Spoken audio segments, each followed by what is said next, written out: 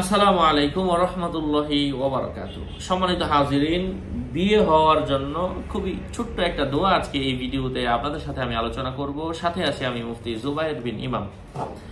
অনেক মেয়ে আছে, অনেক কিছু করার পরেও বিয়ে হচ্ছে না। তেমন তো অবস্থায় তারা ফজরের নামাজের পরে তারা ডান হাত বুকের উপর রেখে ইয়া ফাত্তাহু পাঠ করবে। আল্লাহ পাকের এই নাম। যদি বিয়ের বাধা থাকে, কোনো সমস্যা থাকে, ইনশাআল্লাহ এভাবে সে 40 দিন করবে। মাসিক অবস্থায়ও আমলটা কন্টিনিউ করবে, একটা দিনও যেন বাদ না যায়।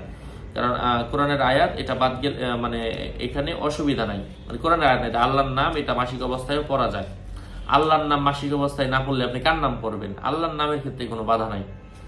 এই জন্য মাসিক অবস্থায় আল্লাহর নামটাও পড়া যাবে। ইনশাআল্লাহ পাঠ করেন এবং আল্লাহ তাআলার কাছে প্রত্যেকদিন ফজরের পরে দোয়া করেন। আল্লাহ একটা উত্তম ফায়সালা দান করবেন ইনশাআল্লাহ।